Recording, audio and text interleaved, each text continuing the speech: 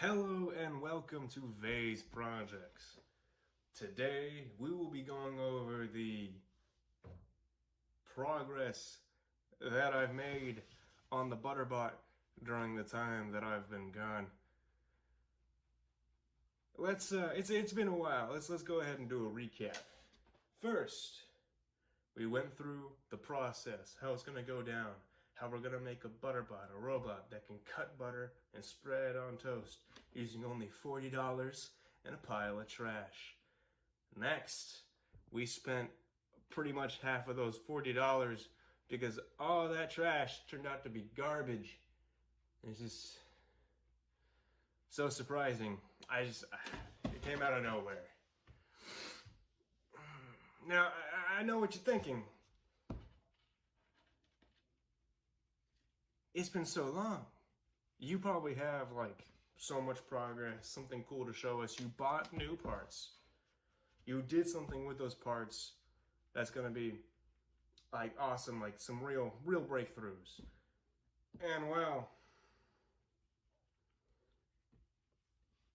I have news. Let's go through what happened. So I got these parts. I put those parts on a breadboard and was able to create the circuit that I was pretty certain I was going to use for the drive the 4 motors. And I drove a motor with it, and I did try other circuits and compared the two with what I knew about circuits. And then I decided the circuit I was going to use. Let's go ahead and let's show that circuit.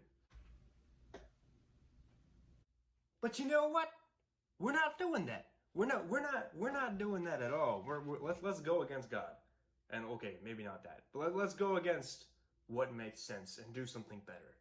Let's go against what I originally wanted to do and improve ourselves, because that's what we do here. We strive for general improvement. That circuit's really bad. I didn't know it'd be very bad. Honestly, I couldn't get it to work at all.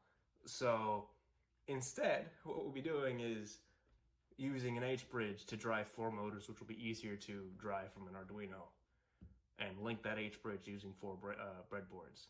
Now, I have a general idea of what H-bridge to use, but I don't know specifically, which means I need to first learn if I want to use like DC motors, in which case I would need to know the torque ratings, or if I want to do steppers or servos, depending on the size.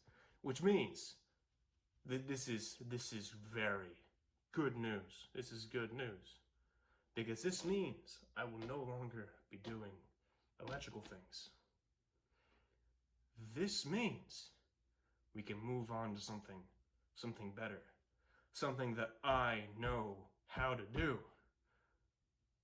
Let's go to the board. Ladies and gentlemen, it is time for mechanical analysis. This is the good stuff. First things first, we gotta do dynamics. Using dynamics, we should be able to find the lengths for each of these links and the positions for each endpoint, which will help us, find the workspace that we can use to cut butter and spread it on toast. Just for starting out, it's an iterative process, so we try things, figure out what works. I'm going to try this being 6 inches and this being 4 inches. This is not to scale, if you were wondering. And whether or not to use this link or just a swivel, I need to measure a butter knife. I think this drawing's pretty accurate though. Then, from dynamics, we go to CAD, and then we draw in CAD, which is computer aided, design each of these pieces and do a slight motion study to figure out if it's, operative as we predicted in dynamics. And then we use that to determine the materials and the thickness that we're gonna have, so we can find, center of masses and weights. And from weights, we go back to dynamics, and we find the velocity, acceleration, and then finally forces for each of these center of masses and endpoints. And with those forces, we can determine if what we have set up can actually cut the butter and actually spread it on toast. So we're going back and forth between dynamics and CAD to figure out if what we have is correct. And when we're finally done, we have what we need. We can get a torque rating, a torque required on each of these joints, so we can go from dynamics to obtaining motors. With a torque rating, you can get power and RPM from that, which might help us with another unnamed process. But honestly, I have in my DVD player some DC motors that will hopefully work, and that's obtained, you know, not necessarily buy, but not necessarily get it by other means either. And once we have that, we'll have dynamics done, CAD done, obtaining the motors done. There's really only one step left: system modeling. With system modeling, we're going to take each of these joints is going to be, so each joint on either side. So the shared joints are going to be two first-order differential equations.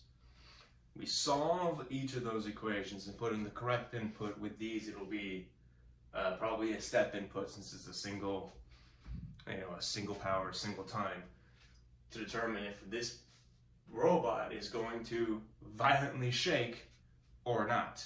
Now, I know what you might be thinking. Differential equation analysis on a 6-inch robot that spreads butter on toast? Isn't that a little overkill? Couldn't you just guesstimate and be more or less correct?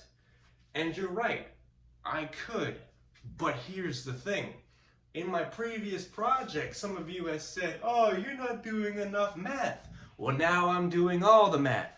So if you're annoyed by me doing differential equations, you really only have one person to blame: yourself. Anyway, once we get all of these done, then we can go ahead and do more circuitry. We're not worried about that. We get all of this, and we should be able to have some model and ability to really get things going. Things are going to be good. Until next time. One last thing. I had a lot of mistakes in that circuit that I drew earlier. So, the person who can point out the most mistakes wins a high five from me if they ever see me.